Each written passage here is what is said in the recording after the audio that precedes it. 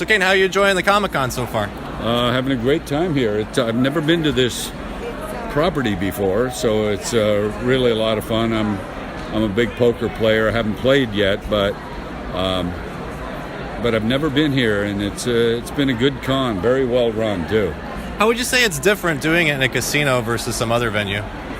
I mean, it's not really different in here. It's all the same. It just happens to be a casino out there. So as far as that goes, it's not really different for the con. It affords you more activities before and after the con, though, so it's kind of nice. Right.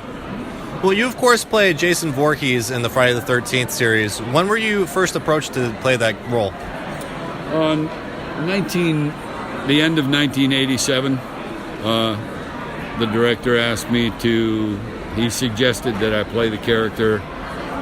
In the first 6 movies, nobody had done it more than once.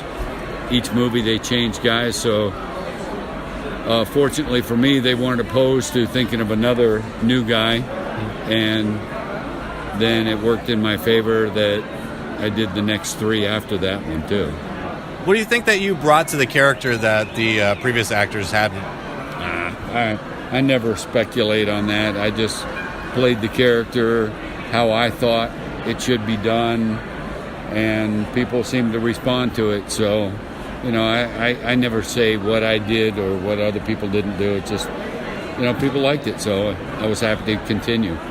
Well, and that series, Friday the 13th, of course, was one of the most enduring horror series ever. What do you think it was just about that franchise that made it so successful? Yeah, that's a question that's hard to answer, really, because how do you justify people wanting to see 12 different movies now with the same character? It's almost like, I guess, the audience is like saying, I wonder what they can come up with this time, and it's just such a good mythology, the basic story of it. It makes it fun to see what they can come up with. Of the Friday the 13th movies that you were in, which was your favorite? Part 7, the first one I did. I think the character looked the best, that, in my opinion, the best it's ever looked, because I've been, a Friday the 13th fan before and since I did it. And I just thought that, the character certainly had a better battle fighting someone that had telekinetic powers. So as a stunt person, I loved doing the movie because there were so many big stunts for Jason to have to do. Certainly. In the other movies, Jason doesn't really have anything happen to him. He causes everything else to other people, but in that one, she had a good effect on him, so it was fun. What's the craziest stunt that you've ever done?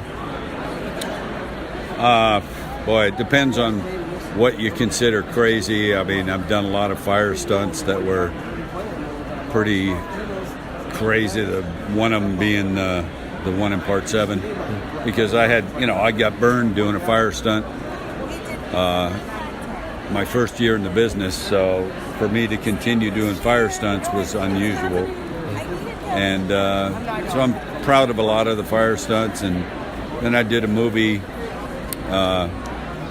called Fair Game, where myself and 3 other stunt people had to jump out of a flying helicopter and land on the top of a moving train, and we had to do it several times, and we had to do it at night, and so that's a little tricky. If you don't land on the train, that could go very, very wrong quickly. Well, Kane, is there any upcoming projects that you're working on that we should know about? I just finished a movie with the Impractical Jokers.